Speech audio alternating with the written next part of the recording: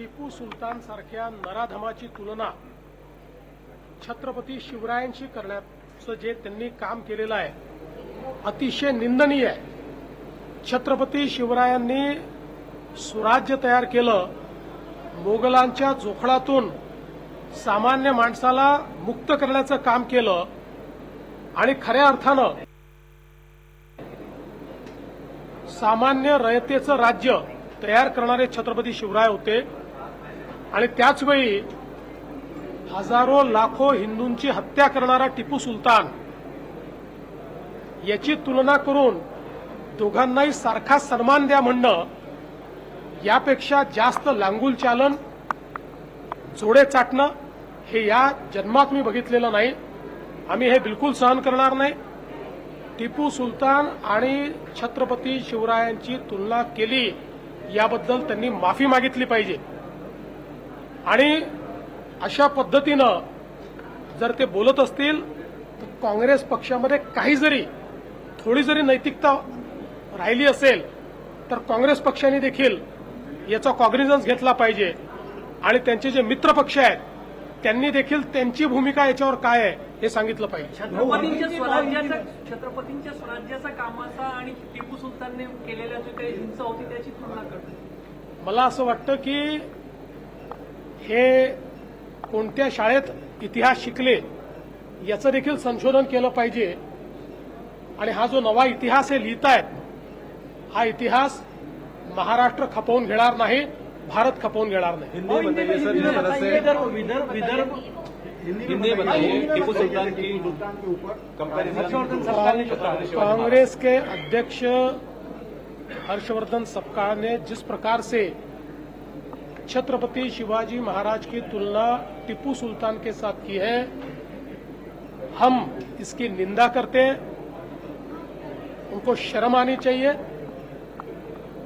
छत्रपति शिवाजी महाराज जिन्होंने मुगलों के साथ लड़ाई करके स्वराज्य का निर्माण किया और हजारों हजारों हिंदुओं को कत्ल करने वाला टिपू सुल्तान वो और महाराज, इनको एक समान आदर दिया जाए, इस प्रकार की बात अगर कांग्रेस पार्टी कहती है तो वोटों के लालच में ये कितने भी जूते चाटे महाराष्ट्र और देश इसको सहन नहीं करेगा.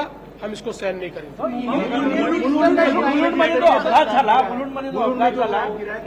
मुलुंडमध्ये झालेला अपघात हा अत्यंत दुर्दैवी आहे.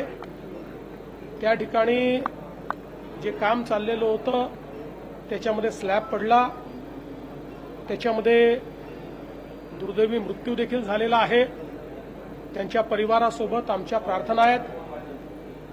जे जखमी आहेत त्यांना ऍडमिट करण्यात आलेलं आहे. त्यांची सगळी काळजी ही त्या ठिकाणी MMRDAच्या माध्यमातून आणि राज्य सरकारच्या माध्यमातून घेतली जाईल. हा जो संपूर्ण प्रकार त्या ठिकाणी झालेला आहे यामध्ये जी काळजी घेणं आवश्यक होतं ती घेतली आहे की नाही याची चौकशी केली जाईल. अर्थातच ती घेतली असती तर कदाचित अशी परिस्थिती आली नसती. याला कोण जबाबदार आहे त्यांच्यावरही कारवाई केली जाईल. आणि तात्काळ जिथे जिथे काम चाललेलं आहे तिथलं सेफ्टी ऑडिट करून त्या ठिकाणी अशी घटना घडणार नाही या प्रकारचा प्रयत्न केला जाईल. मृतकांच्या परिवाराला शासनाच्या वतीनं मदत केली विदर्भाची तुम्ही बैठक बोलावलेली आहे. आता बैठक आहे, नेमकं काय विकासाचा अजेंडा असेल विदर्भाच्या बाबतीत? मुळामध्ये आपल्याला कल्पना आहे की मित्राच्या माध्यमातनं आणि नीती आयोगाच्या माध्यमातनं आपण काही ग्रोथ हब तयार करतो. MMR रिजनचा ग्रोथ हब आहे, पुणे रिजनचा ग्रोथ हब आहे. तसाच हा विदर्भाचा नागपूर रिजनचा ग्रोथ हब आपण तयार करण्याचा प्रयत्न करतो. कारण पुढच्या काळामध्ये खूप मोठ्या प्रमाणात विकासाच्या संधी या शहरांच्या आसपास तयार होणार आहेत. मोठ्या प्रमाणात जॉब्स तयार होणार आहेत. आणि अशा सगळ्या गोष्टी या सुनियोजित पद्धतीने झाल्या पाहिजेत. याकरता सगळ्या फ्रंटियर टेक्नॉलॉजीज असतील, वेगवेगळ्या प्रकारच्या जॉब ऑपॉर्च्युनिटीज असतील आणि सुनियोजित अशा प्रकारच्या स्मार्ट सिटीज असतील, हे तयार करण्याचा प्रयत्न या माध्यमातून आम्ही करतो. त्याचीच आज बैठक आहे.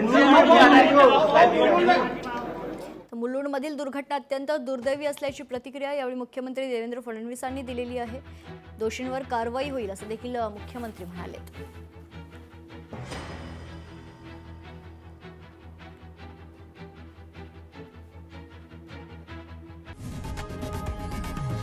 लोकशाही मराठी ऐका, पहा, जागरूक रहा.